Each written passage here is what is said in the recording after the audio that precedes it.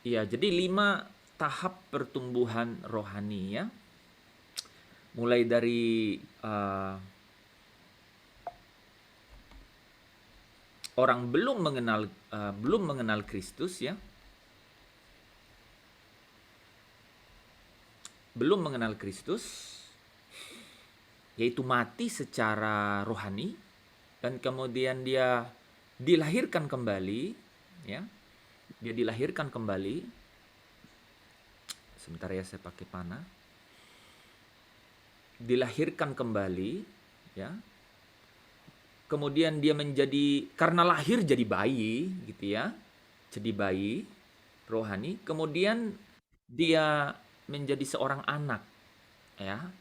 Dan dari anak dia kemudian bertumbuh menjadi dewasa, dan ketika sudah dewasa terus bertumbuh menjadi orang tua rohani. Nah, ini kira-kira apa tahap pertumbuhan rohani yang kita akan bahas malam hari ini, dan di terakhir nanti ada pertanyaan yang akan saudara diskusikan di dalam sel grup ya masing-masing. Kita mulai ya.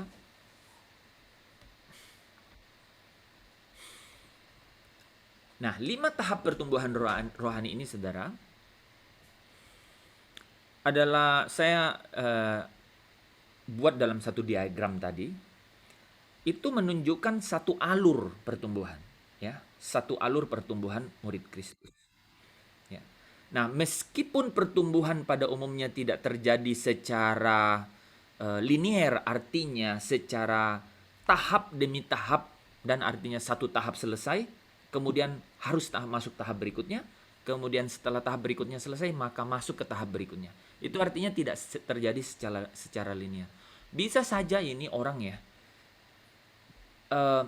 sudah menjadi bayi rohani gitu ya. Artinya dia sudah tobat, dia sudah menjadi bayi rohani. Tapi kemudian dia meleset lagi, mati lagi itunya, mati lagi rohaninya. Jadi orang yang mati lagi karena dari tindakan-tindakannya menunjukkan bahwa dia orang mati. Nah, nanti kita bahas itu ya. Jadi ini adalah satu alur pertumbuhan ya. Dan ini tidak akan terjadi secara linear seperti itu, tetapi ini adalah satu alur perkembangan ya. Saya harus kasih ini ya supaya bisa di ini ya.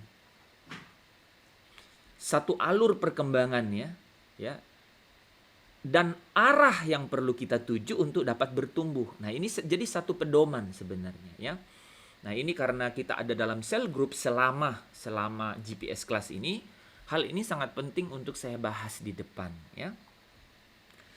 Nah, diagram ini, sekali lagi, diagram ini tidak, saudara lihat kata tidak dengan huruf besar, ini tidak menunjukkan perjalanan seseorang untuk diselamatkan. Nah, jadi bukan berarti bahwa, wah ini kalau belum nyampe ke tahap 5 belum selamat.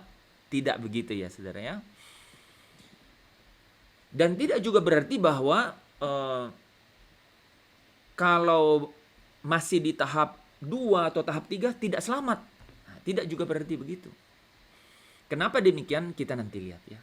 Jadi hal yang mutlak yang bisa disampaikan dalam diagram ini adalah bahwa jika seseorang dikatakan menerima keselamatan ya, seseorang dikatakan menerima keselamatan itu ketika dia didamaikan dengan Allah ya, melalui iman ya dalam Yesus. Kemudian dia dilahirkan kembali secara rohani, dan kemudian mereka itu menjadi ciptaan yang baru dalam Kristus. Nah, ini adalah fase dari orang mati menjadi lahir kembali. Ya, oke.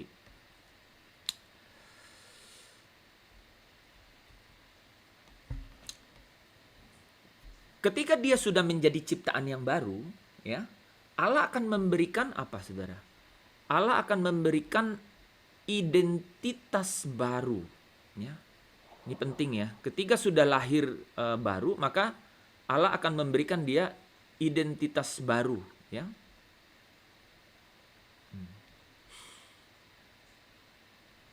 Allah akan memberikan dia identitas baru. Ini penting sekali. Kalau pertanyaannya begini, kira-kira saudara sudah merasa belum bahwa sudah punya identitas baru dalam Kristus? Nah, ini kata-kata ini tidak akan saya membuat dalam, karena nanti di materi keselamatan itu pasti dibahas. Ini adalah secara umum, saudara bisa memiliki helikopter view, ya, atau overall view pandangan secara keseluruhan mengenai perjalanannya, begitu ya. Dan sebagai murid yang telah menerima anugerah keselamatan itu, mereka akan bertumbuh dalam identitas baru itu. Jadi pertama, dia menjadi ciptaan baru, di situ dia akan tahu bahwa dia punya identitas baru.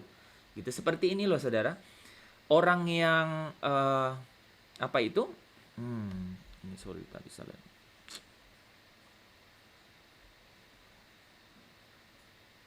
Bentar ya. Ini saya harus buat begini nih.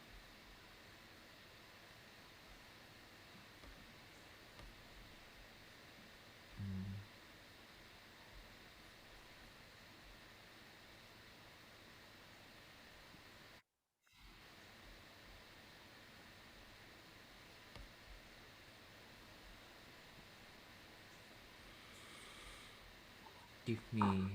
Oh, dia nggak bisa ya.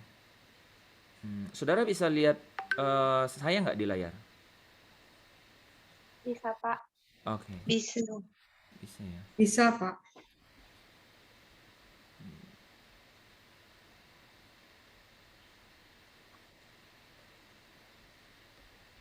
Oke, mungkin dipin di saya aja. Oke.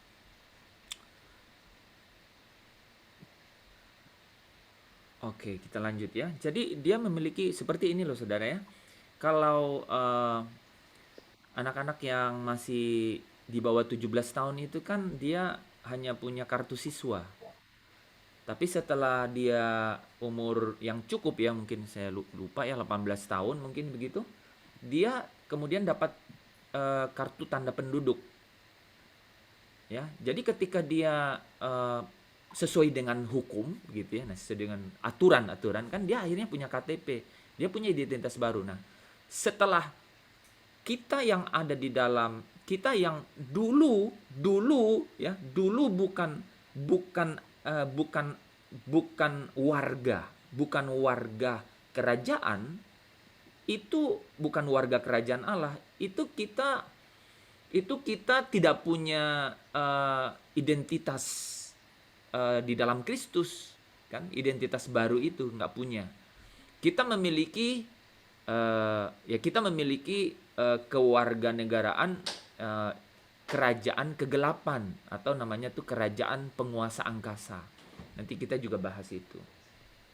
Tetapi ketika kita dipindahkan ya dari kegelapan itu, yang orang mati itu, yang orang yang belum percaya Yesus itu, ketika kita dipindahkan, kita disebut memiliki memiliki identitas baru. Nah, di dalam identitas baru itu kita bertumbuh. Ya. Di dalam identitas baru itu kita bertumbuh. Artinya apa? Bukan lagi masalah pembenaran, karena itu kan sudah lewat dengan ciptaan baru tadi. Tetapi ini adalah pertumbuhan dalam pengudusan. Ya. Ya, yaitu apa? Proses menjadi serupa dengan Kristus. Ya. Yang mana itu sudah dirancangkan oleh Allah sejak sebelum dunia dijadikan. Ya, saya lanjut ya. Kalau teman-teman ada yang mau bertanya, ini kelasnya begitu ya, langsung bertanya ya. Jadi ciptaan yang baru ya. Ciptaan yang baru kemudian memiliki identitas yang baru. Nah, dengan identitas baru ini dia bertumbuh ya. Bertumbuh dalam pengudusan ya, untuk menjadi serupa dengan Kristus. Oke, saya lanjut. Karena orang-orang percaya mengenali identitasnya, saudara harus mengenali bahwa saya sudah punya identitas baru. Contoh begini, ada orang yang bilang gini, kamu jangan ke sana ya, itu rumahnya, jangan bertamu ke rumahnya tuh, itu rumahnya itu banyak kuasa gelap. Itu ketika saudara mengenali diri saudara bahwa enggak, saya kan punya identitas baru dalam Kristus, yaitu saya ini milik warga kerajaan Kristus. Dan itu artinya saya diproteksi kan gitu. Saya diproteksi oleh kerajaan kan gitu. Nah, saudara mengenali bahwa saya punya identitas. Artinya apa? Saudara akan tidak punya eh, rasa takut untuk kemudian datang karena kondisi dan situasi yang diceritakan. Gitu. Karena saudara mengenali saya punya identitas baru gitu. Satu gitu ya. Yang kedua misalnya begini. Ada teman nih yang ngajak, bro gitu ya. Bro, ini lagi nggak ngapa-ngapain nih. Kita ini yuk hangout. Ya, hangout. Nah, nanya dulu dong, kalau hangoutnya ke gereja kan enak kan, hangoutnya gue hangout nih ke gereja, ya kan bisa saja di apa diartikan yang secara general gitu ya. Tapi kalau ditanya dong hangout kemana, enggak ada ini nih, ada tempat baru asik gitu. Oh asiknya apa? Di sana banyak eh, minuman-minuman baru gitu misalnya ya. Ada minumannya kayak beralkohol, jadi enak, asik gitu misalnya. Nah, pada saat suara itu muncul, saudara mengenali identitas saudara. Ah, ya ini beda banget kalau misalnya kita jawab itu, merespon itu pasti berbeda. Itu tergantung kita mengenali identitas kita atau enggak. Kalau misalnya ya, yang menyadari bahwa saya punya identitas baru dalam Kristus, pasti wah sorry bro, gua yang begitu nggak bisa, nggak boleh, gitu kan misalnya. Tapi kalau belum mengenali identitas tuh gini, dia jawabnya, bentar, alkoholnya gimana? Persennya berapa alkoholnya gitu misalnya. Dia nanya gitu. Ya, jadi dia sebenarnya masih belum terlalu mengenali identitas barunya di dalam Kristus gitu. Oke? Nah, kalau mereka mengenali identitas mereka, maka mereka dimampukan Allah untuk apa Saudara? Mengokohkan identitas itu, ya. Dimampukan Allah untuk mengokohkan identitas mereka itu dalam setiap situasi kehidupan sehari-hari gitu. Untuk apa? Menjadi manusia baru. Jadi waktu tadi tahu nggak? Jadi manusia baru itu temannya jadi waktu dia bilang, wah gue nggak bisa. Ketika next time waktu berikutnya ya, temannya itu punya acara gitu ya, atau punya keinginan, dia enggan untuk nelpon anak ini karena dia tahu bahwa dia pasti nggak mau. Dia orangnya udah manusia baru gitu ya. Mungkin dia nggak akan ngomong manusia baru, tapi dia akan bilang, wah dia sih nggak bisa, dia nggak bisa. Biasanya sih orang-orang sebut gini nih, wah dia orang rohani, kita kan rohana. Dia akan ngomong gitu, dia nih orang rohani dia. Sementara kita rohana gitu. Ya udah, saudara udah jadi langsung, wah dia manusia baru, dia orang manusia baru. Nah, manusia baru bukan berarti satu titik yang tidak bergerak, tapi apa? Dikatakan dalam Kolose 3 ya, ayat berapa ya? Ayat mulai 8 tuh sampai 12, itu terus-menerus dibaharui. Jadi sudah manusia baru tapi terus-menerus dibaharui. Nah, ini yang akan terjadi ya di dalam proses ya, di dalam roda pertumbuhan itu. Ini akan terjadi dalam roda pertumbuhan itu, ya. Nah, Saudara, secara ringkas saja ya, secara ringkas nih ya. Secara pendek. Kita kan sebenarnya kalau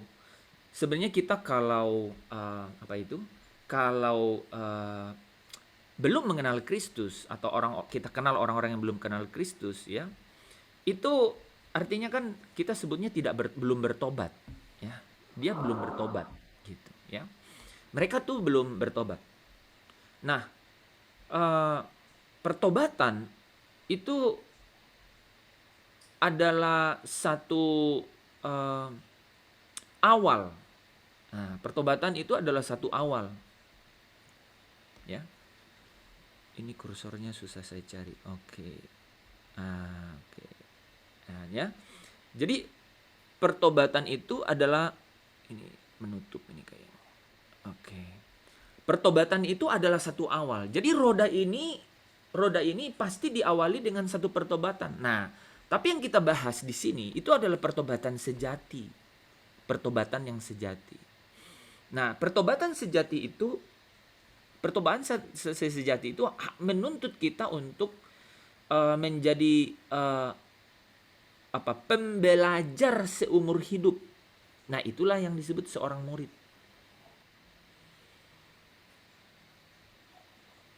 Jadi hanya orang yang yang bertobat yang kemudian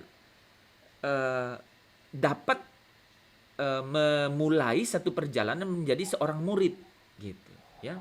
Nah, menjadi seorang murid ya, itu berarti proses yang tidak pernah berakhir. Ya, ini kita kenali beberapa beberapa istilah ya, beberapa bukan hanya istilah ya, teman-teman. Ini adalah satu eh, satu satu frame ya yang pasti akan terjadi. Jadi pertobatan sejati itu menuntut untuk menjadi pembelajar seumur hidup. Nah, itulah seorang murid. Seorang murid itu dia belajar ya terus-menerus dan tidak pernah berakhir. Nah, seorang murid sejati tidak akan pernah selesai belajar. Karena manusia terbatas, artinya murid itu terbatas, tapi Allah itu tidak terbatas. Ya.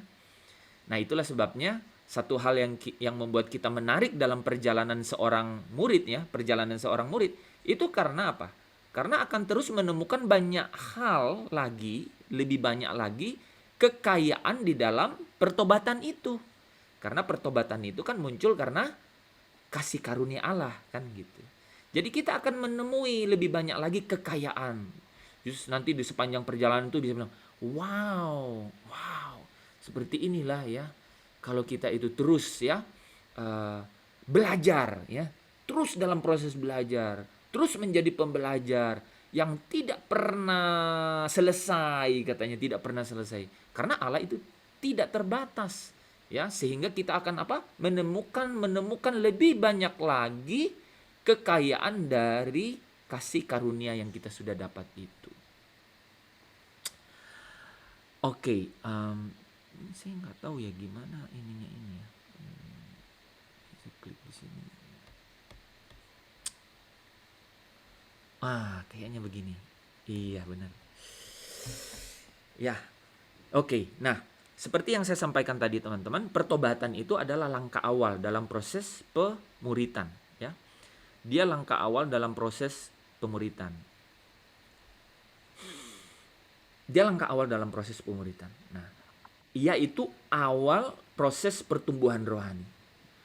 Jadi, saudara kalau mau mulai bertumbuh, apa yang paling penting dilakukan? Bertobat. Gitu. Yang paling penting dilakukan pada saat kita mau bertumbuh, mulai bertumbuh, itu bertobat. Atau kita mau melanjutkan pertumbuhan rohani kita harus bertobat. Pertobatan itu seumur hidup. Memang awal dari pertumbuhan rohani atau proses pemuritan itu pasti pertobatan. Tetapi setiap perjalanan pertumbuhan itu juga perlu pertobatan. Nah, pertobatan itu hanya awal, tetapi pemuritan itu berlangsung terus-menerus ya. Nah, saya kasih definisi ulang di sini ya. Ini sudah sering dibahas oleh Pak Anton, oleh Pak Weli ya, tapi ini saya tulis ulang di sini karena kata-katanya dipakai. Jadi petobat atau orang yang bertobat itu adalah orang yang berbalik arah ya. Ini siapa? Dorcas sering ingat ini. Turn around ya. Turn around, berbalik arah. Ya, berbalik arah. Nah, berbalik arah itu gini saudara. Kalau dulu saudara sering lihat drakor, yang namanya berbalik arah itu sama sekali tidak. Gitu. Sama sekali tidak gitu. Nah, kalau dulu misalnya gini, ditanyain teman, lo udah di mana? OTW, gitu. On the way, lagi di jalan. Padahal itu lagi di jalan ke kamar mandi dianya. Nah, itu kalau bertobat, itu nggak berani lagi tuh, ngetik aja nggak berani. Nggak berani. Nggak beraninya karena dia tahu bahwa Tuhan lagi lihat dia. Gitu. Yang saya belajar dari orang Kupang tuh pokoknya nggak tipu-tipu nih. Kalau berbalik arah itu, kalau biasa tipu-tipu, dia nggak bisa lagi, dia nggak bisa. Pokoknya apa adanya, gua sekalipun lo hancurin diri gue jujur deh gitu. Nah gitu. Itu namanya bertobat. Nah, saudara pasti bisa cerna nih kata-kata saya, bahwa rupanya pertobatan itu di sepanjang hidup. Karena sekalipun saudara kadang-kadang udah bisa nyanyi dengan waduh sungguh-sungguh menghayati, bahkan orang lain juga menerima satu impartasi gitu ya dari saudara menyanyikan satu lagu ya pada saat penyembahan, tapi masih ada hal-hal di dalam hidup saya dan saudara yang perlu pertobatan.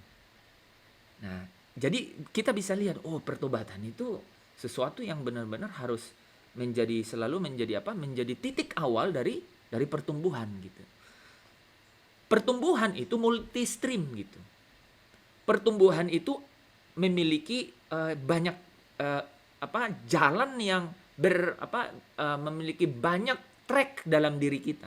Kita mungkin dalam satu hal udah bertobat. Misalnya gini nih, ada orang yang kalau bicara uang dia nggak pernah tipu, dia maksudnya nggak pernah bohong. Dia ngomong apa adanya gitu. Tapi kalau dalam hal misalnya dalam hal misalnya dalam hal game, dia masih bohong gitu. Dia masih bohong. Nah, ini artinya kan dia sedang berjuang dalam pertumbuhan di arah yang satu oke, tapi yang arah yang satunya sedang dia sebenarnya belum mulai karena dia belum bertobat dalam hal itu, ya. Nah, petobat ya di sini disampaikan. Petobat itu adalah orang yang berbalik arah, artinya apa? Seseorang yang menuju arah yang satu, kemudian diinsafkan akan dosa itu, lalu dia berbalik arah. Karena dia tahu, ini nggak boleh nih. Akhirnya dia balik arah. Itu yang namanya petobat. Tapi ada orang yang balik arah, ya balik arah. Tapi kemudian dia ketemu filosofi yang lain mengenai dunia. Misalnya gini, bro, dosa itu ada dosa putih.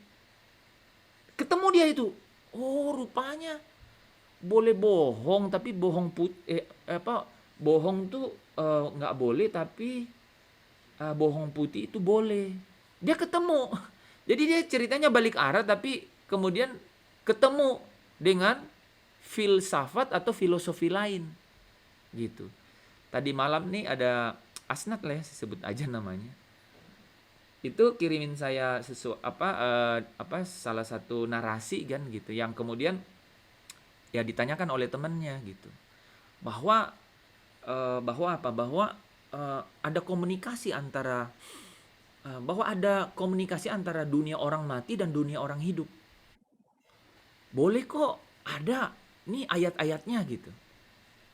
Nah, kemudian saya lihat ada satu kitab dibuka dan saya lihat, oke. Berarti dia arahkan ke sana. Nah, dia balik tuh, dia nggak mau percaya, tapi kemudian dia ketemu dengan satu referensi lain. Nah, saudara, makanya saya tulis putih di sini, highlight, bahwa dia berbalik arah, ya, tapi kemudian datang kepada siapa? Kepada Kristus. Kepada Kristus, ya. Nah, dengan iman sederhana, orang itu akan menerima anugerah keselamatan. Gitu.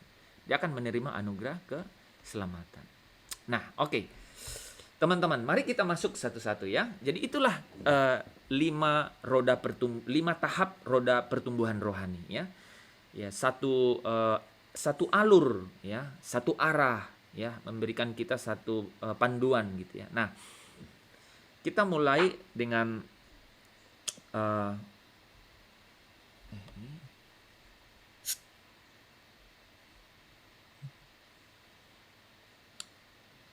kita akan mulai dengan orang yang mati orang yang mati secara rohani, saudara. Kemudian dia menjadi bayi, ya. Kemudian dia menjadi bayi, ya. Kemudian dia menjadi dewasa muda, ya.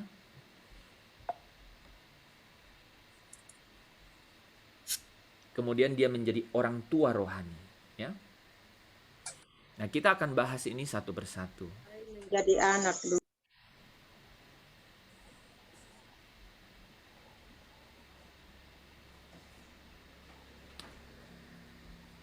Oke.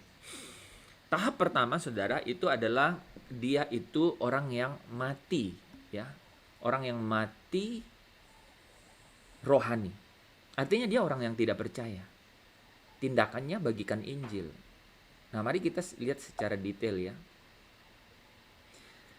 Dia itu mencari, dia itu pencari kebenaran. Dia sedang mencari. Nah, inilah orang-orang yang sedang dalam keadaan mati rohani. Ya. Nah, orang-orang pada tahap ini itu adalah mereka, ini salah ketiknya, adalah mereka yang belum menerima Kristus sebagai Tuhan dan Juru Selamat. Mereka adalah orang-orang yang sedang mencari Allah. Seeker, ya. Dia orang-orang yang sedang mencari Allah. Tetapi saudara, mereka juga bisa merupakan orang-orang yang menyebut dirinya rohani. Atau bahkan menyatakan mengenal Allah atau mengaku Kristen, tetapi tidak ada buah pertobatan dalam hidup mereka. Jadi orang mati rohani itu tidak harus juga hanya orang yang tidak percaya atau tidak mengenal, tapi bisa saja dia adalah orang-orang yang sudah mengaku Kristen tetapi tidak ada buah pertobatan. Mereka itu ya bertindak sesuai dengan keadaan mereka yang mati. Jadi mereka mengaku rohani, mengaku Kristen, tetapi mereka bertindak sesuai dengan keadaan mereka yang mati. Dan mereka tidak dapat berubah sampai mereka hidup kembali dalam Kristus. Nah, coba kita lihat ya. Di dalam Efesus 2 ayat 1 sampai 3 ya. Dikatakan kamu dahulu sudah mati karena pelanggaran-pelanggaran dan dosa-dosamu. Kamu hidup di dalamnya karena kamu mengikuti jalan dunia.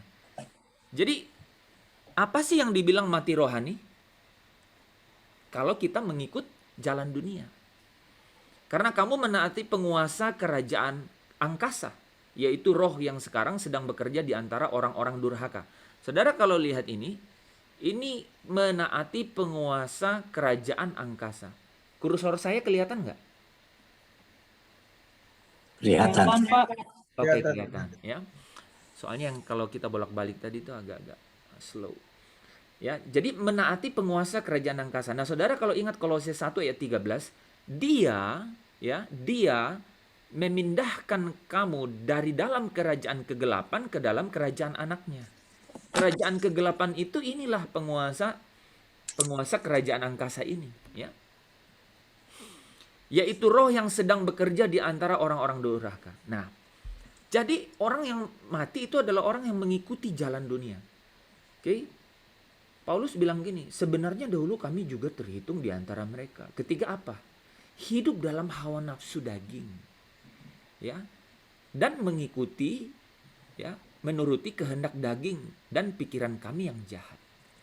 Jadi orang mati bukan hanya orang yang belum percaya, ya, yang dia katakan dulu, ya, tapi orang yang bisa saja, tapi dia sebenarnya dia masih hidup dalam hawa nafsu daging dan menuruti kehendak daging dan pikiran mereka, ya.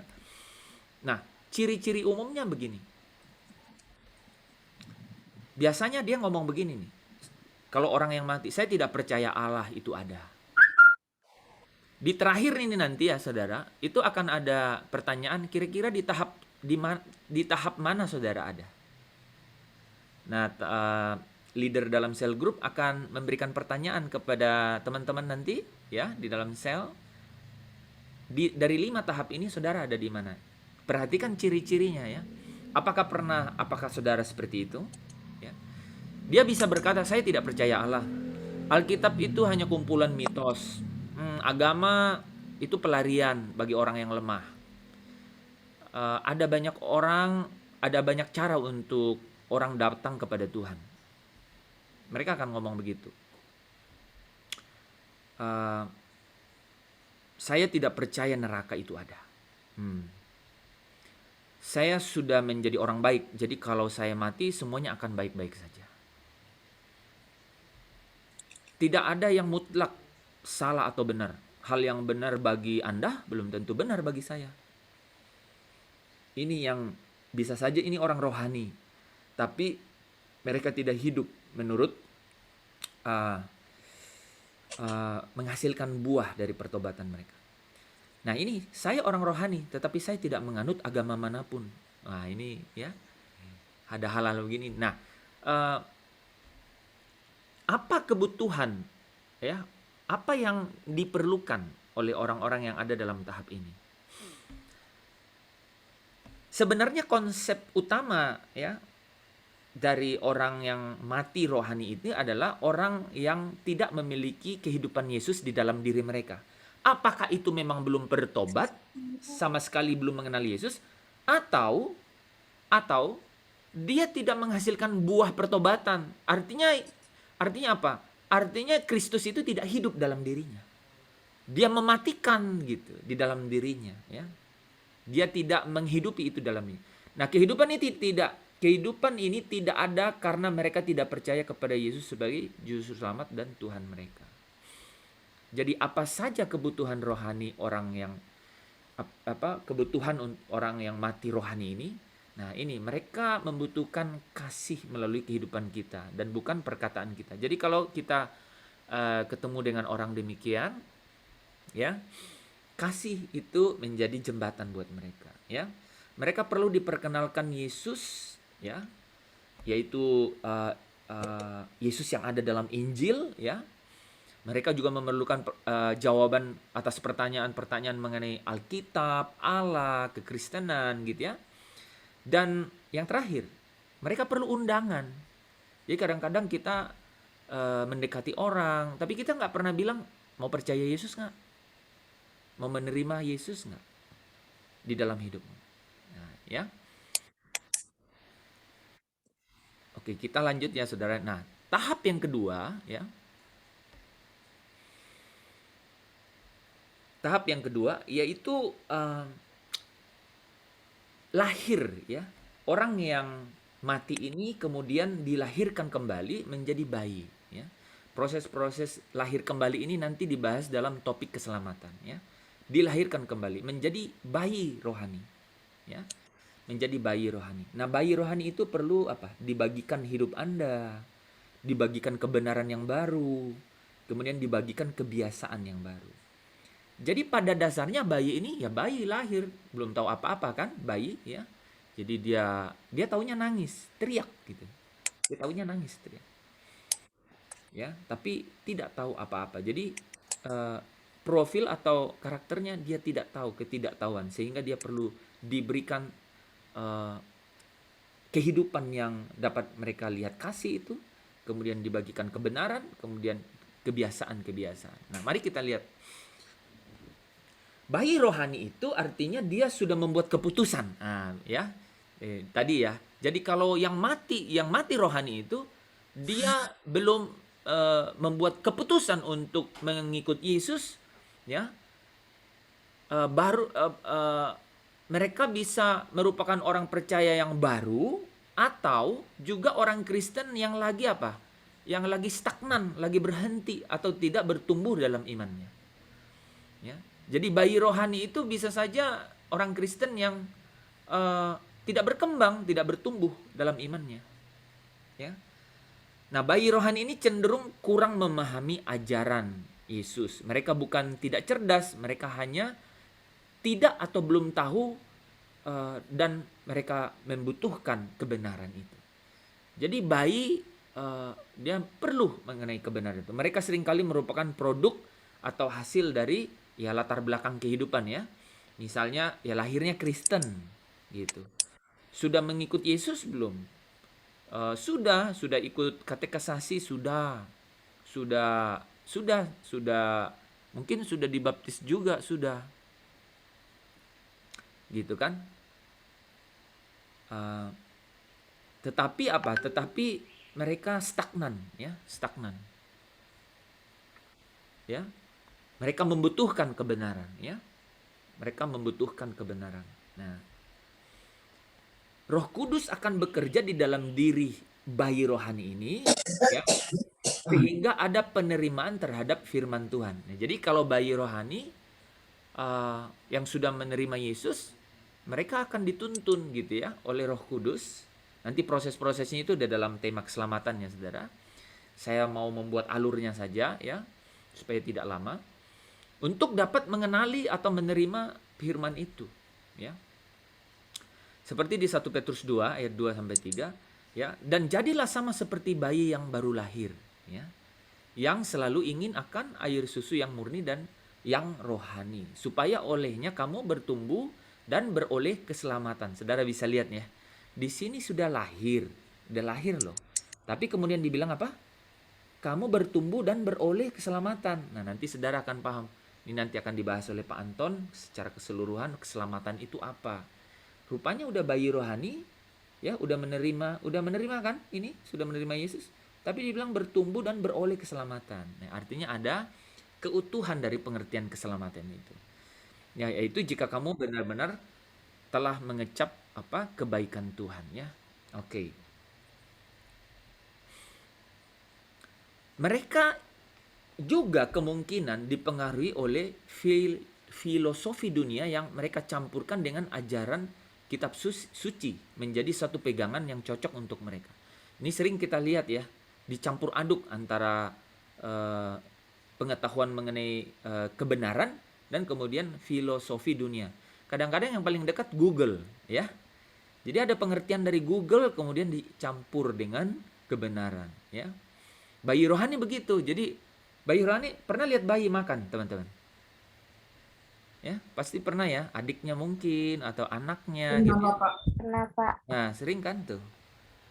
Acak-acak kan, makan sini, makan sana. Nah, itu. Jadi dicampur aduk. Dia belum seperti seorang anak yang sudah mulai bertumbuh, dia bisa makan mulai dari mana gitu ya, dia bisa mulai. Nah, dia masih campur aduk ya, dia ketemu dengan filsafat apa. Nah, ini perlu ya untuk nanti kita lihat bagaimana sih mereka dapat dituntun ya. Hidup mereka pada umumnya hanya berkutat sekitar diri mereka sendiri ya, dan apapun yang mereka anggap dapat memenuhi kebutuhannya yang nyata. Misalnya, wah, gue perlu ini. Karena saya perlu ini, karena saya perlu ini, saya berteman sama ini. Karena saya perlu ini, wah, saya kenal tuh pendeta yang ini, kayaknya dia bisa doa, terus katanya lepas dari resesi ekonomi. Wah, itu bayi rohani. Gitu. Dia cari kebutuhannya. Mereka sudah, teman-teman yang tidak lagi ada ini, mau apa, silakan di mute. Mereka sudah dilatih oleh dunia untuk menjadi konsumen. Nah, itu. Jadi penikmat gitu. Itu bayi rohani, ya. Nah, ini nih, lihat ya. Sehingga wajar jika mereka menganggap pendeta, pastor, ya, dan gereja atau persekutuan sebagai pelayan yang akan memenuhi kebutuhan mereka. Gitu. Itu bayi rohani itu ya. Saudara bisa lihat nanti. Oke, Terus. ini pelajarannya ya. Ayo mungkin.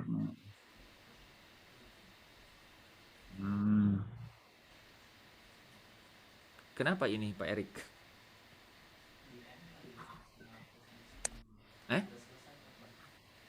Oh, oke. Mereka juga dipengaruhi.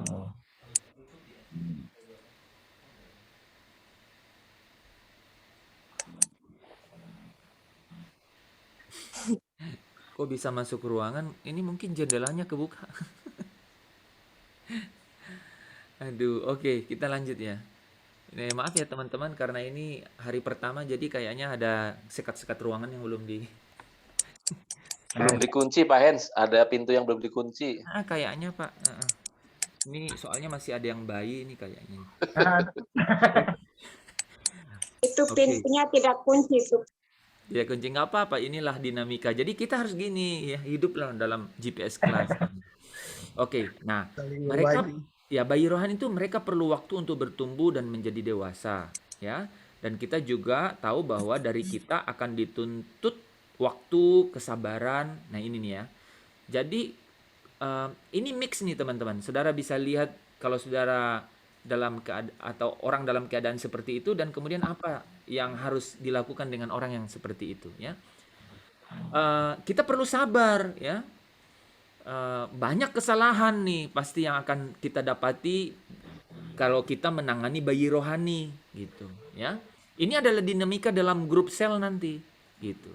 Jadi leadernya harus sabar, gitu ya. Tapi tahu nggak, ya, ibu-ibu itu, mamanya tentu saja, gitu ya, pasti sukacita luar biasa membesarkan anak, kan? Saudara sukacita nggak membesarkan orang tua? Ini ada orang tua, kan enggak kan? Coba urus orang tua. Enggak, ya begitu. Tapi kalau bayi itu ya, walaupun itu seperti itu gitu ya, artinya susah diatur, masih acak-acakan, tapi apa? Tapi ada sukacita membesarkan mereka, ada kegairahan. Ada lucunya, ada lucunya. Ada lucu-lucunya gitu. Itu ada lucunya, jadi ada gairah gitu. Nah, hampir di setiap langkah pertumbuhan ada hal-hal baru dan segar. Nah, ini maksudnya nih, ada hal-hal baru dan segar. Karena tiba-tiba dia lempar telur ke muka saudara. Itu kan lucu sekali itu, nggak bisa marah kan? Kalau anak-anak coba umur ya, yang umur 40 tahun lempar telur ke depan saudara. Wah, saudara ya. Ya beda kan, kalau bayi malah ketawa saudara. Ya, lagi-lagi sayang, lagi-lagi katanya. Habis telurnya mama gitu. Oke, jadi ada hal-hal yang baru dan segar. Nah, jadi ada asiknya juga sesungguhnya saat seorang menjadi pengikut Yesus pertama kali. Ini yang menarik ya. Ini menarik nih, perhatikan ya, yang tulisan putih. Perbedaan antara hidup lama dan hidup baru itu mencolok. Itu benar itu. Ya. Nah, itu orang kalau jadi dari tidak ada Kristus yang hidup dalam dirinya kepada satu keadaan di mana Kristus hidup dalam dirinya, itu mencolok sekali perbedaan. Tempat yang dia kunjungi jadi berbeda. Mohon maaf nih ya. Teman-teman yang dia temani jadi berbeda. Pilihan-pilihannya jadi berbeda. Ya. Oke, kita lanjut. Ciri-ciri umum, ya. Kalau tadi kan orang yang yang mati rohani itu kan dia bilang Tuhan itu apa gitu kan? Saya nggak kenal gitu kan. Kalau orang yang sebagai bayi rohani, ya, dia mengungkapkan hal-hal yang ada dalam hatinya. Itu begini nih, apa saya harus ke gereja teratur? Masih nanya begitu, gitu. Atau online aja, gitu. Ya, tapi itu nggak bisa itu ya, karena sekarang kan banyak yang online ya, gitu. Apa saya harus ke gereja teratur? Pertanyaan kedua, apa saya harus membaca Alkitab secara teratur? Itu bayi rohani nanya begitu. Perpuluhan, apa itu? Yang aku tahu, misalnya gitu ya, saya selalu berhubungan dengan Tuhan melalui alam. Nah ini nih, ya, berada di alam terbuka adalah gereja saya. Itu tuh bayi rohani itu seperti itu. Saya memerlukan orang yang memperhatikan saya secara teratur. Nah itu bayi rohani. Saya tahu Yesus adalah Tuhan. Tetapi bukankah karma juga nyata? Nah ini nih, ya. Jadi dia campur aduk tuh, ya. Tritunggal, apa itu? Anda membuat saya bingung. Itu bayi rohani. Nah, apa saja yang dibutuhkan, ya? Nah, secara prinsip, ya, bayi tidak mengetahui banyak hal, ya, sehingga itulah karakternya dia, ketidaktahuan. Itu, ya tadi yang di diagram itu ya, karakteristik bayi itu tidak tahu. Jangankan dia ditanya bisa jawab, dia jawab aja nggak tahu kan gitu. Mau jawab apa? Jadi ditanya mau makan nggak? Gitu. Mau pipis? Sama, jawabannya sama. Apalagi sama, nggak tahu apa. Tidak mengetahui cara-cara yang mereka perlukan untuk berubah, nggak tahu. Nah kebayang ya situasinya kalau begini teman-teman leader ya, atau sesama member group nanti ya, member cell group, memerlukan seseorang ya, yang memperhatikan dan memberi mereka makan agar dapat bertumbuh dan berkembang. Tentu saja maksudnya makanan rohani. Mereka membutuhkan perhatian pribadi. Kalau enggak, dia cari orang lain yang bisa memperhatikan dia. Makanya saya sering memperhatikan orang secara pribadi. Karena saya tahu, nggak tahu deh, dari orang tua rohani, ya. Jadi mereka membutuhkan perhatian. Mereka memerlukan perlindungan dan bimbingan selama tahap pemuritan. Bisa sangat detail loh. Bisa sangat detail. Karena masa-masa bayi itu rentan kan. Apa-apa kan bisa jatuh kan gitu. Dan ini yang lebih ngeri saudara. Ya teman-teman leader atau teman-teman yang sebaya ya. Si jahat seringkali akan berusaha menyesatkan bayi rohani. Aduh teman-teman saya lupa tadi ya. Ini bahan-bahan ini nanti saudara dapat semua. Ya baik yang slide-nya maupun yang ada versi Word-nya ya, versi PDF-nya. Itu akan nanti diposting di Basecamp ya. Dan jadi saudara bisa ajarkan ulang kepada nah ini menarik ya, nanti saudara bisa ajarkan ulang di dalam cell group, mengingat kali ini semua nanti akan diberikan. Oke. Jadi perhatikan saja, kecuali yang teman-teman yang menjadikan proses mencatat adalah proses belajar, kan ada orang yang begitu. Ya. Walaupun catatannya itu dia nggak pakai lagi nanti, tapi itu jadi proses. Itu saya juga pakai itu. Mereka membutuhkan kebenaran-kebenaran iman Kristen untuk diajarkan ya dan diteladankan kepada mereka. Nah, jadi mereka memerlukan informasi dalam bentuk firman Tuhan, yaitu kebenaran-kebenaran iman Kristen. Tetapi juga dia juga perlu teladan gitu. Karena apa katanya? Khotbah yang tidak diucapkan itu adalah khotbah yang paling mendarat ya, yang paling bisa dilihat orang. Dan mereka perlu mengembangkan apa ini yang menarik ya saudara, kebiasaan-kebiasaan baru yang membentuk pola-pola hidup baru ya. Nih, kebiasaan-kebiasaan baru yang membentuk pola hidup baru. Nah, misalnya saya contoh ya. Bangun pagi, renungan pagi. Itu kebiasaan baru itu. Jadi bayi rohani itu perlu membutuhkan satu kebiasaan baru gitu ya. Bangun pagi renungan gitu ya. Mau tidur baca Alkitab atau berdoa gitu. Itu membentuk pola, kemudian lama-lama menjadi kebiasaan. Kita masuk yang ketiga ya, teman-teman. Setelah bayi maka pertumbuhan sebentar ya, ini Sirinya. I didn't catch that. Could you try again? No, I don't ask you any question. I don't have an answer for that. Is there something else I can help with? Sorry teman-teman, ini Mac seperti ini. I didn't catch that. Yes. Could you try again? No. Oke, kita masuk ke bagian ketiga ya. Dia nggak ngerti bahasa Indonesia. Ini adalah tahap sebagai anak rohani. Jadi dari bayi menjadi anak. Nah, karakteristik anak, saudara. Kalau tadi karakteristik bayi apa? Dicekokin. Tadi yang paling ini adalah dia tidak tahu ya. Dia tidak tahu sehingga apa? Dia harus selalu dicekokin ya. Informasi yaitu berupa apa? Kebenaran-kebenaran atau apa? Kebiasaan-kebiasaan, habits gitu ya. Atau teladan hidup gitu ya. Pokoknya dikasih lihat. Coba ya bayi itu kita tinggal kasih lihat kan.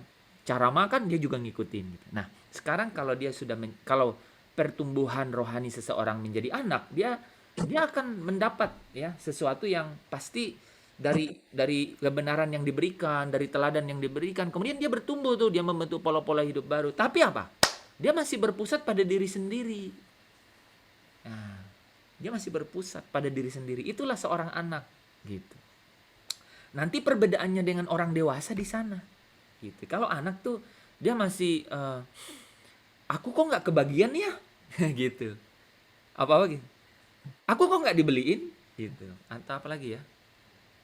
Kok aku nggak diundang? Gua keluar WA nih, gua keluar WA grup nih, gua belum diundang. Nah, saudara tahu tuh, itu anak. Dia posisinya anak, masih anak-anak dalam pertumbuhan rohani. Nah, apa yang diperlukan? Nah, dia harus dihubungkan dengan Allah. Dia harus dihubungkan dengan satu keluarga atau kelompok dan dihubungkan dengan tujuan dalam hidupnya. Nah, mari kita lihat satu-satu.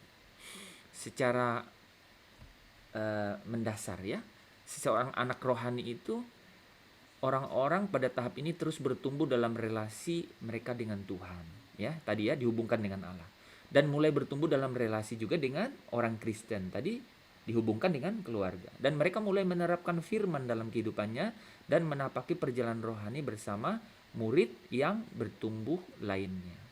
Namun, meskipun bertumbuh, kehidupan rohani mereka masih banyak yang berkutat di seputar diri sendiri. Ya, apapun yang memenuhi kebutuhan, keinginan dan minat mereka itu yang menjadi pusat. Ya. Nah, anak rohani, orang yang masih pada tahap sebagai anak rohani, itu bisa saja orang Kristen yang relatif baru, tetapi bisa juga orang-orang yang sudah menjadi Kristen selama bertahun-tahun. Gitu. Tadi kalau saudara lihat itu, ya, jadi hampir di setiap tahap ini sebenarnya bisa kelihatan mereka itu baru atau mereka itu sebenarnya sudah bertahun-tahun jadi orang Kristen.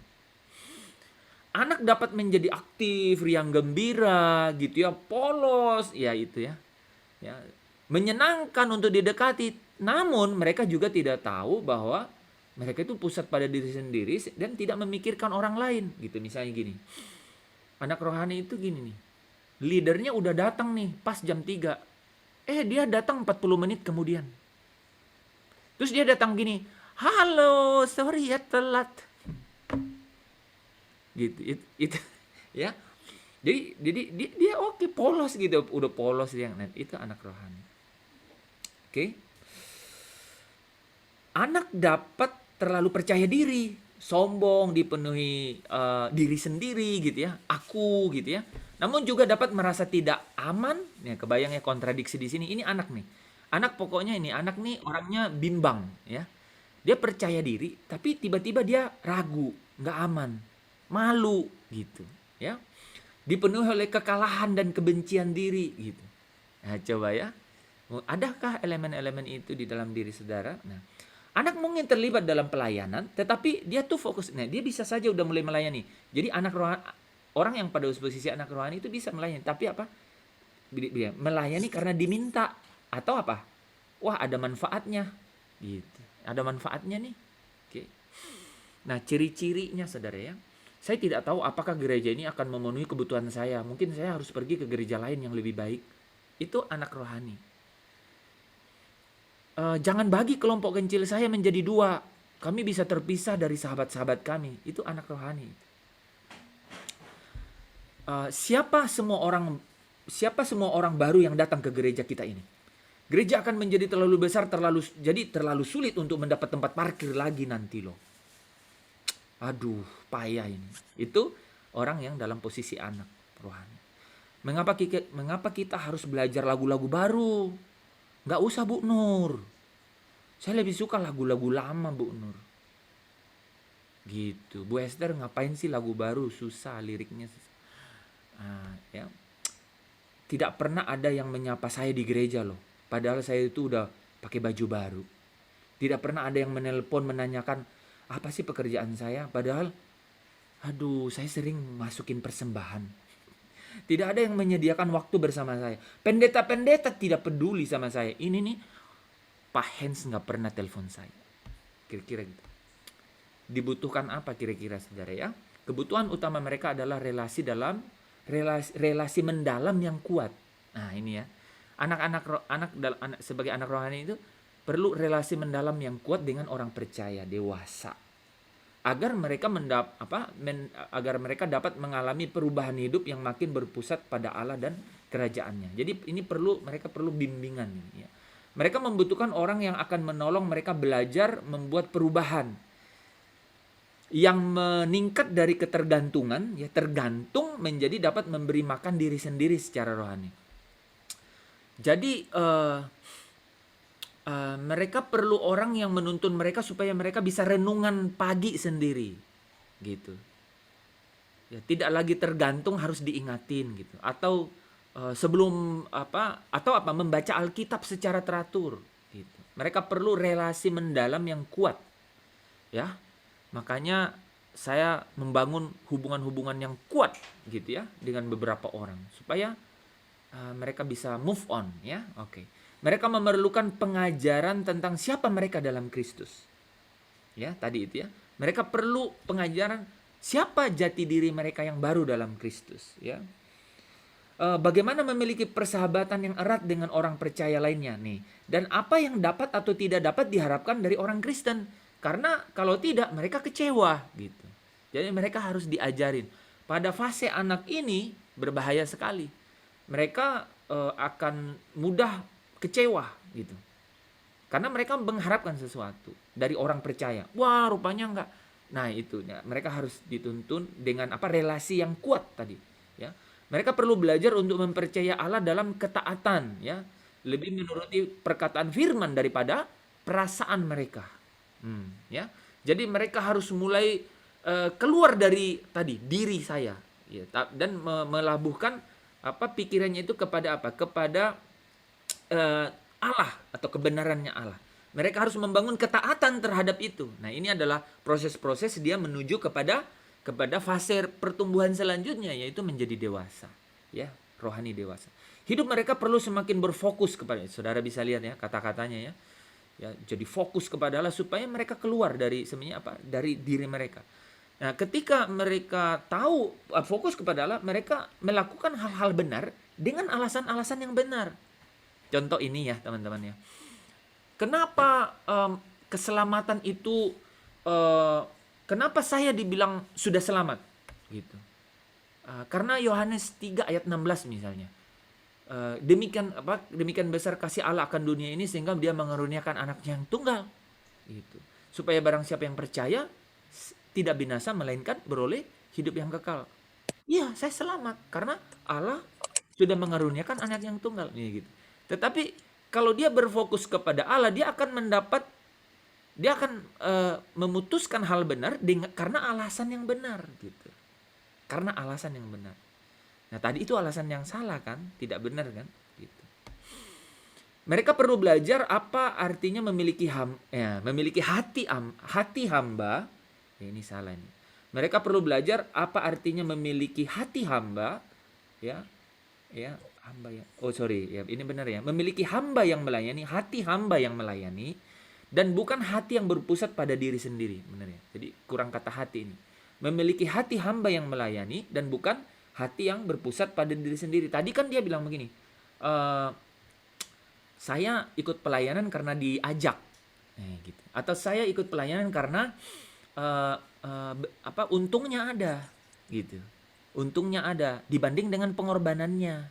Kayaknya masih lebih untung deh daripada, soalnya gini, kalau gue kesana tuh bensin 20.000, nah gue pulang tuh dikasih uang 50.000. Itu anak tuh. Nah, ya, jadi kita perlu membawa mereka kepada memiliki hati hamba yang melayani dan bukan hati yang berpusat pada diri sendiri. Oke, kita masuk ke berikutnya. Dari anak dia akan menjadi dewasa, ya, dewasa. Nah, karakteristik orang dewasa sudah ganti. Fokus around him, ya. Center around him. Berpusat pada Allah. Ya, berpusat pada Allah. Dan berpusat pada Allah itu artinya apa? Mengasihi Allah itu artinya mengasihi sesama, ya. Itu Yesus yang bilang ya. Ya, aku ya, Bapa telah mengasihi aku, katanya ya. Dan kasih Bapa itulah yang aku berikan kepadamu. Dengan demikian kasihilah seorang akan yang lain, gitu ya. Jadi ada kasih yang sebenarnya dari Bapa sebagai pusat, kemudian kepada orang lain, dan kemudian dalam misinya. Nah, orang dewasa itu harus mereka mulai dilepaskan ke dalam ke dalam misi atau pelayanan, ya. Mereka diberikan kesempatan untuk melayani dan kemudian mereka diperlengkapi untuk melayani. Nah, kita lihat hal-hal yang berhubungan dengan itu ya, teman-teman. Oh, banyak sekali gangguan. Dewasa rohani, ya. 1 Yohanes 2 ayat 13-14 itu menggambarkan tentang orang-orang dewasa muda secara rohani. Mereka dikatakan sudah mengalahkan yang jahat dan firman Allah itu diam di dalam mereka. Beda sekali ya. Jadi tadi itu bisa dikecoh oleh si jahat. Katanya si jahat bisa menyesatkan mereka, anak rohani itu. Tapi orang dewasa rohani itu mengalahkan yang jahat. Nah, saudara bisa tanya ya, dia mengalahkan yang jahat. Jadi dia bisa, loh, kan dagingnya masih ada, nafsunya masih bisa ada, tapi dia bisa stop nafsunya itu dan mengalahkan yang jahat. Nah itu bagus. Saya lihat di beberapa orang tuh bisa bagus. Karena apa? Firman Allah itu diam di dalam dia. Nah, ya, orang dewasa muda rohani itu ya sedang berubah dari berpusat pada diri sendiri menjadi berpusat pada Allah. Itu ya. Mereka mulai mengarahkan ulang, ya. Jadi mengarahkan ulang bagusnya. Retargeted, ya. Refocus. Mengarahkan ulang hidup mereka di seputar kepada apa? Kepada firman Allah, kepada umatnya, dan kepada misinya. Tadi itu 3 ya. Jadi dewasa rohani, orang dewasa rohani itu adalah orang yang memusatkan diri pada Allah, kepada umat Allah yaitu keluarga Allah, dan kepada misi Allah atau pelayanannya Allah. Ya. Mereka mulai memahami bahwa Allah memanggil mereka ke dalam tubuh Kristus untuk memberi dan bukan untuk menerima saja. Jadi mereka sudah dipanggil untuk merasakan, oh ya ini harus memberi ya, bukan hanya menerima. Mereka mulai terlibat melayani orang lain, ya, mengutamakan kepentingan orang lain. Mereka menjadi pelaku firman bukan menjadi pendengar saja, ya. Kelihatan ya signifikannya ya. Mereka sudah belajar untuk melakukan hal-hal tersebut dengan alasan-alasan benar, ya. Tadi melakukan sesuatu yang benar tapi alasannya nggak tahu kenapa melakukannya, atau tahu tapi nggak benar alasannya. Nah ini melakukan hal benar dengan alasan benar. Bahkan ketika mereka disalahkan, nah ini menarik ya. Bahkan ketika mereka disalahkan, mereka akan tetap melakukan yang mereka lakukan karena Yesus tak pernah menyalahkan mereka. Ya, itu ada. Jadi karena dia tahu kenapa dia melakukan itu. Alasannya benar, ya. Mereka menyadari bahwa Allah menciptakan mereka untuk satu tujuan. Nah ini ya, mereka mengetahui bahwa Allah menciptakan mereka untuk satu tujuan, sehingga prioritas mereka itu berubah, gitu ya. Misalnya gini nih teman-teman, kuliah gitu, banyak tugas, tapi tahu bahwa Allah memanggil saya untuk menyatakan misinya dalam hidup saya.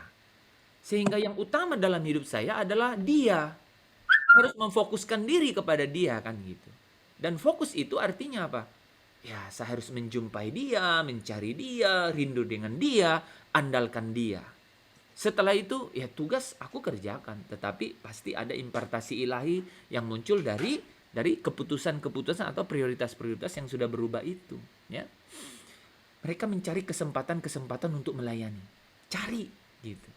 Mereka cenderung menjadi apa? Tidak terlalu menghakimi dan lebih mudah melupakan kesalahan orang lain. Ya. Mereka bergairah dengan keterlibatan mereka dalam pelayanan. Senang gitu. Bahkan ketika mereka tidak dilibatkan, mereka belajar untuk tetap setia. Misalnya nih ya, ini ada drama nih gitu. Pas drama dia nggak dipilih. Kalau yang anak, wah udah. Dia pindah gereja, ya, atau dia nggak datang 2 minggu. Tapi kalau dia dewasa rohani, dia tetap setia, ya. Mungkin dia nggak ikut drama, tapi dia ngangkat kursi untuk yang pemain drama, gitu ya, misalnya begitu. Mereka mulai menjadi dewasa dalam iman dan belajar fokus untuk apa? Menyesuaikan keterampilan dan keterbebanan mereka dengan tujuan-tujuan Allah, gitu, ya. Itu contohnya gini nih, kalau pandai menyanyi memiliki keterampilan dalam bidang paduan suara gitu misalnya, dalam musik gitu misalnya, dalam musik, maka dia bisa menyesuaikan ini. Allah itu bertahta di atas puji-pujian gitu ya. Allah mencari penyembah yang benar. Dia mengarahkan gitu. Jadi saya melatih keterampilan saya ini, keterbebanan saya ini itu untuk apa? Untuk apa? Di dalam tujuan-tujuan Allah, yaitu Allah sedang mencari penyembah yang benar. Saya begitu ya. Saudara kalau dengar bunyi-bunyi, ya itu sudah menunjukkan eh, iya.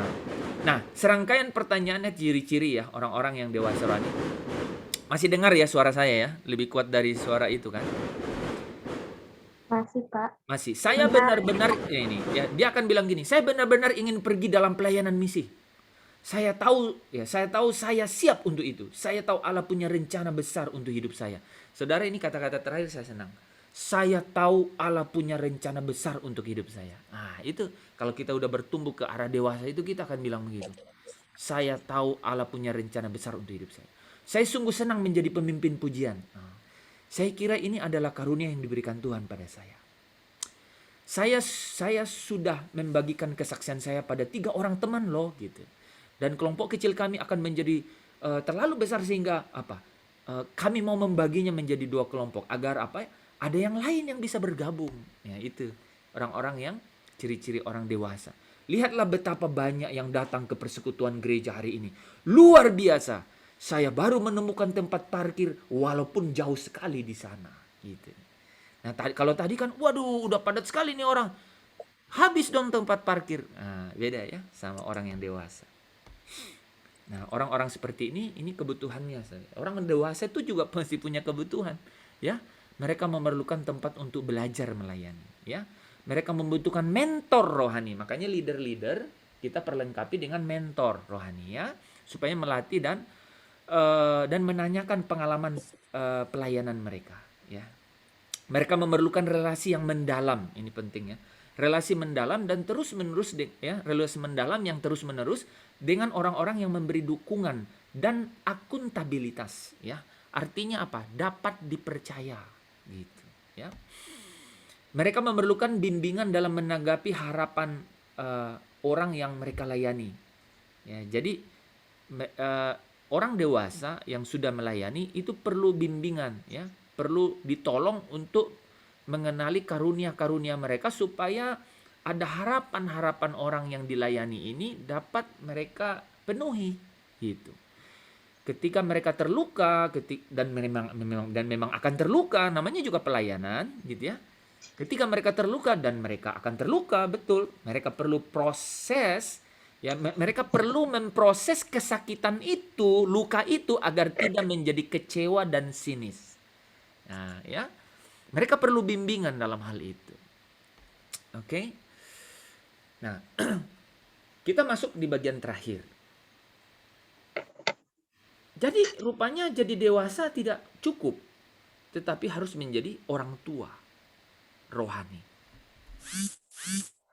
Itu artinya punya intensional atau keinginan yang disengaja. Itu namanya intensional. Satu dorongan yang dibuat disengaja. Saya sengaja. Jadi memang harus didorong oleh keinginan dengan sengaja gitu. Ya, bukan karena saya dapat dorongan dalam hati sehingga saya ingin melayani, bukan. Tapi saya sengaja untuk menyediakan diri, menyediakan waktu, menyediakan segala sesuatu untuk melakukan sesuatu itu. Itu namanya, itulah karakter seorang dalam tahap orang tua rohani. Ya, kita harus jelaskan kepada mereka proses pemuridan. Ya, jadi ini saya mencakup semua nih teman-teman karena pasti di sini juga ada orang tua rohani, ya, ada juga yang mungkin masih mati, ya, nggak tahu saya. Dan kemudian kita lepaskan untuk memuridkan dengan bantuan mentor, gitu ya. Dan kemudian ya, jadi kita lepaskan untuk memuridkan dengan bantuan mentor, ya. Kemudian apa? Kita lepaskan untuk memuridkan sendiri. Jadi didampingi kemudian dilepaskan. Oke, kita masuk ke apa sih hal-hal yang kita bisa lihat di dalam orang tua rohani ini. Nah, saudara, kalau orang tua itu kan biasanya melahirkan, ya.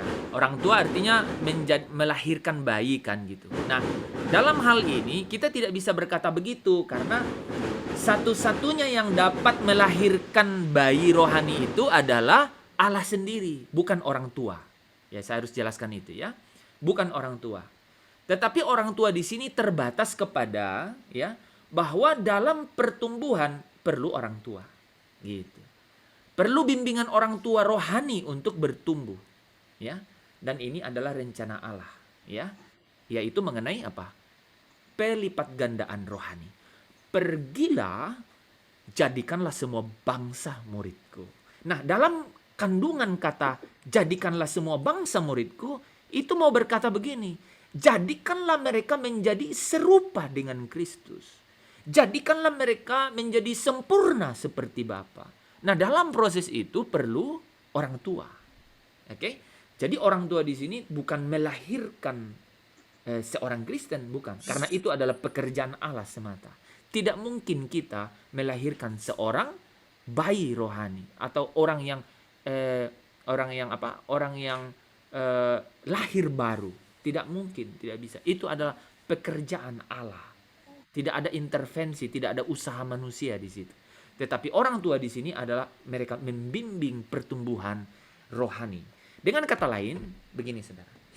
Jika ada orang yang berkata kepada saya bahwa mereka adalah orang dewasa dalam rohani, saya akan berkata, siapa yang sedang Anda muridkan?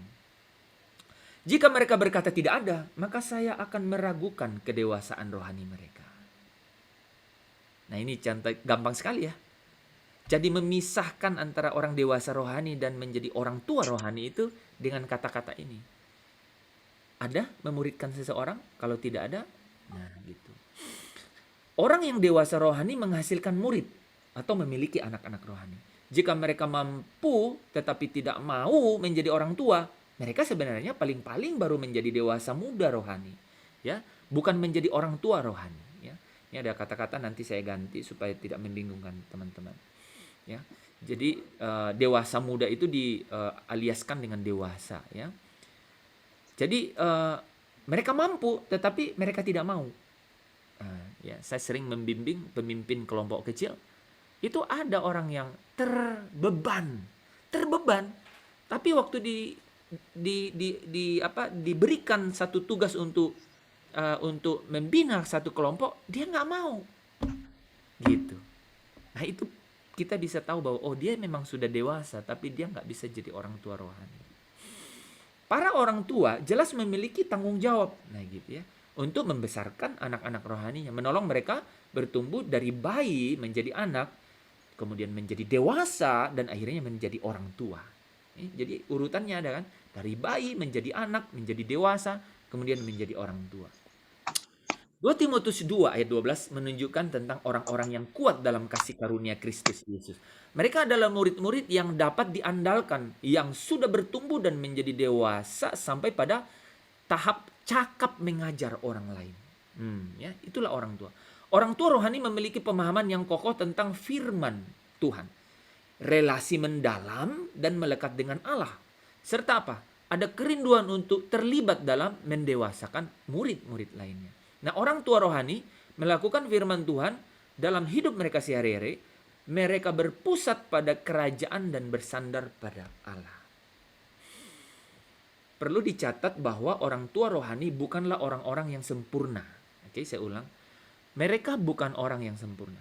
Yang menjadi pertanda bahwa seseorang itu orang tua rohani adalah, ini bagus nih, ada tandanya.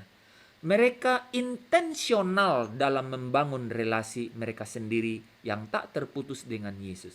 Jadi mereka dengan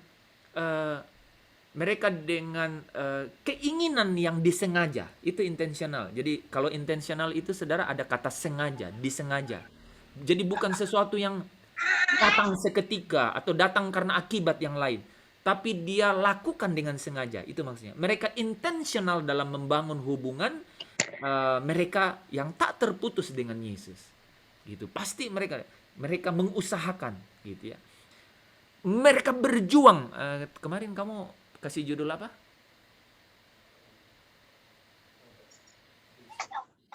Bukan, renungan kemarin. Itu ada judul kemarin kalau saudara perhatikan. Yang saya submit dari catatannya Kevin. Judulnya itu mirip dengan ini.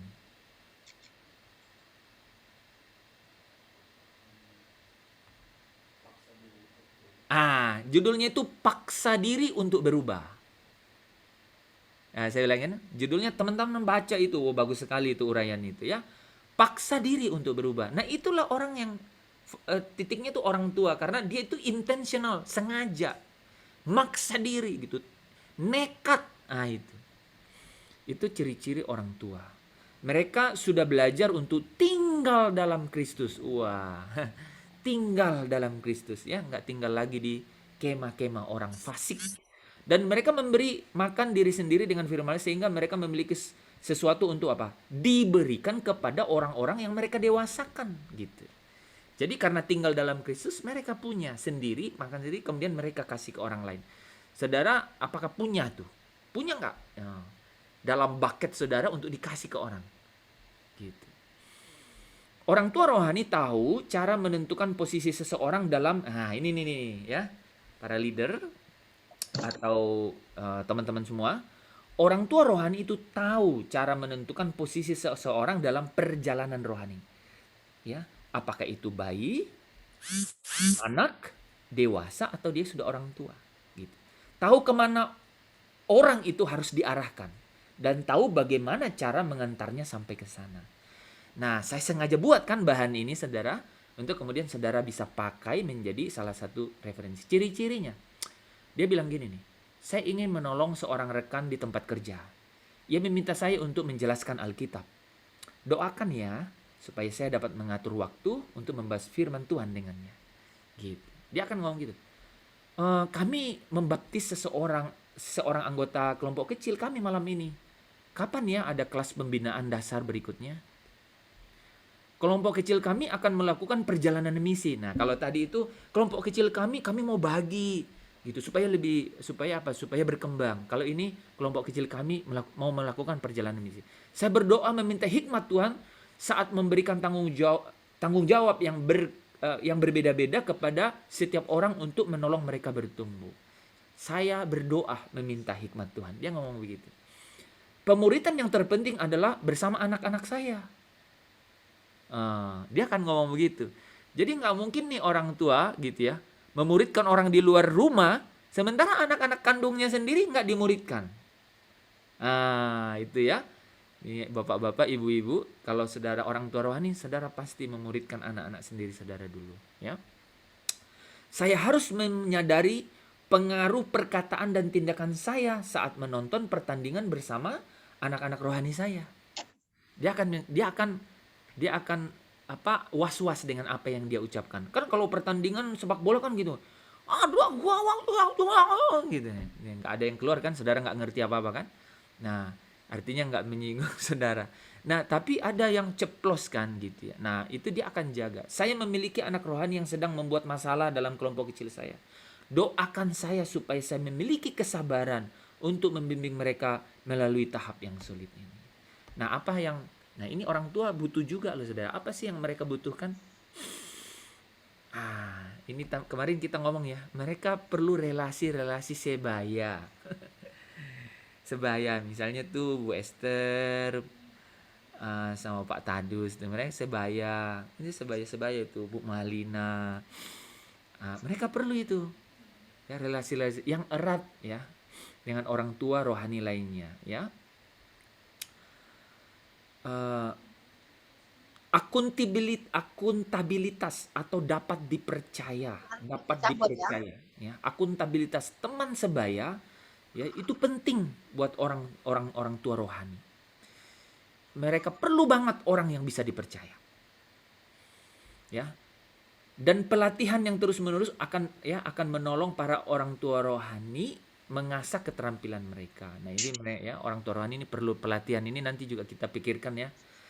Mereka juga perlu ditolong untuk belajar mendelegasikan tanggung jawab. Nih ya. Kadang-kadang tuh jadi orang tua itu tidak mendelegasikan sesuatu ya. Agar mereka memiliki waktu untuk beristirahat dan terhindar dari kejenuhan. Ya, saudara, menarik ini ya. Itu yang dibutuhkan orang tua rohani. Ya, ini pasti ada pelajarannya nih, bagaimana mendelegasikan atau apa istilahnya itu, delegasi itu ya memberi tugas memindahkan, memberi kepercayaan gitu ya kepada subordinary atau mungkin murid-muridnya gitu. Misalnya gini, besok Ria yang doa ya, gitu. Misalnya begitu. Tapi itu terlalu mudah ya. Jadi tidak mewakili.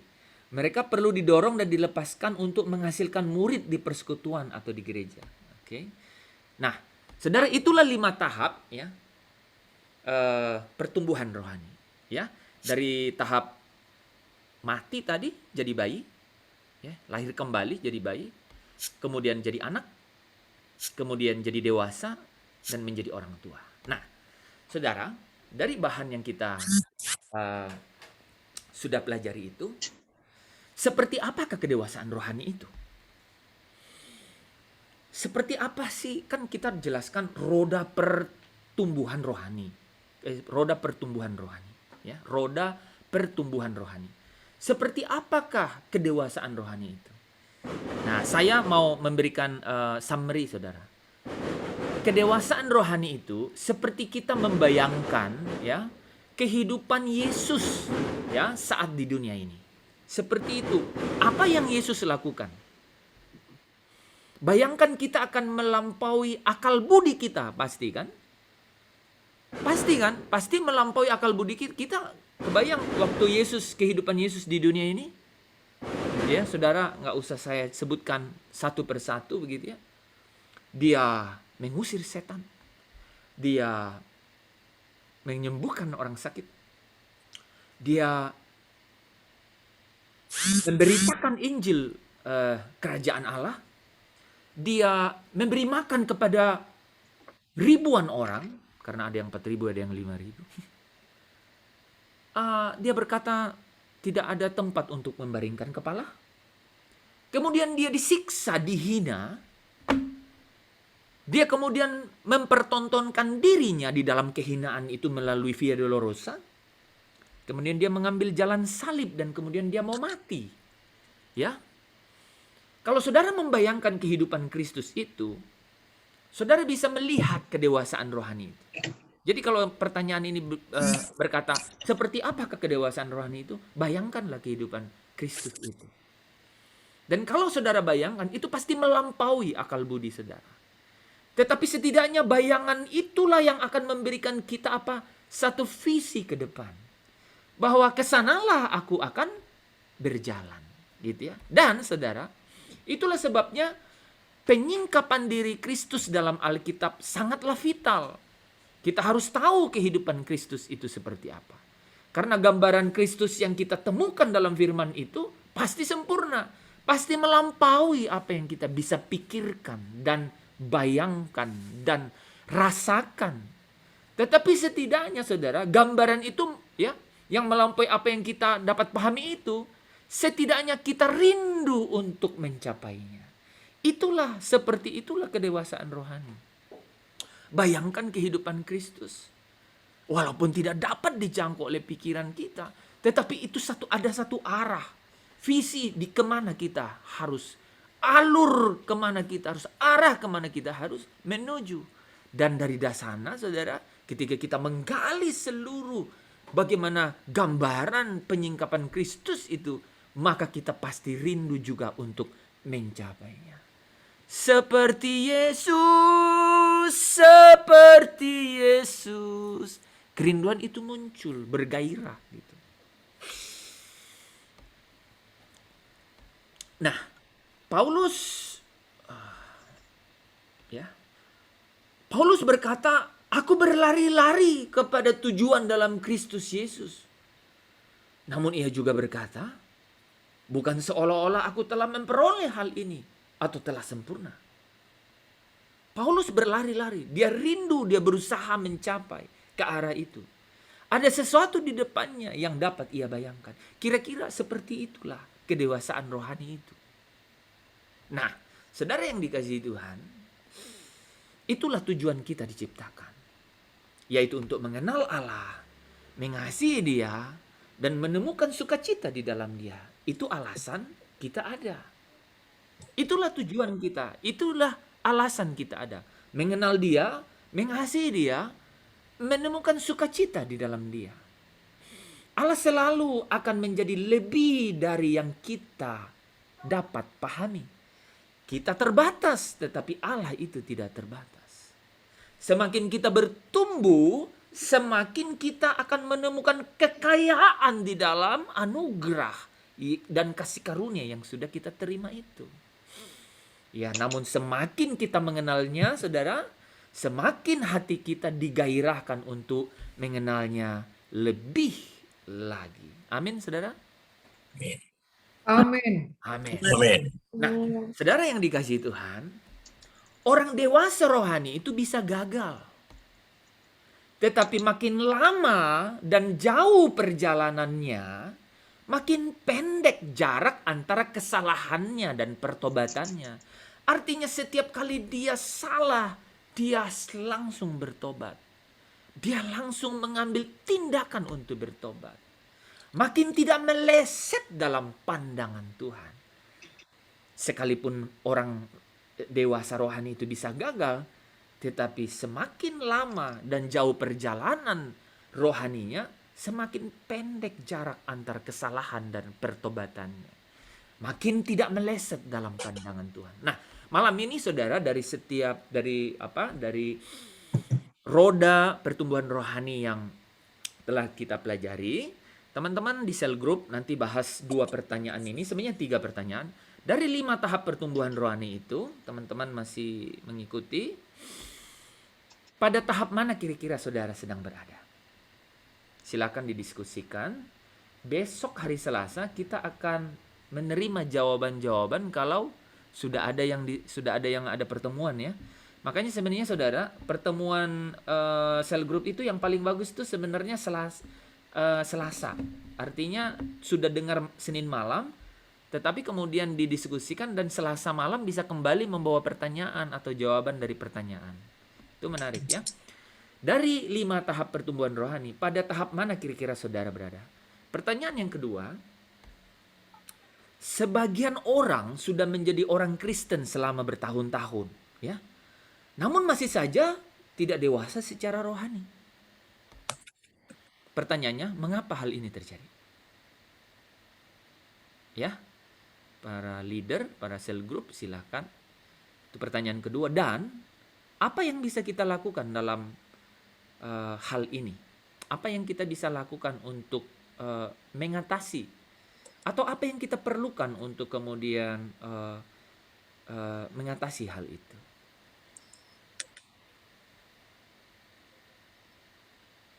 Oke, sudah dicatat. Itu pertanyaan untuk cell group. Dan itu mengakhiri pelajaran kita malam hari ini. Salah.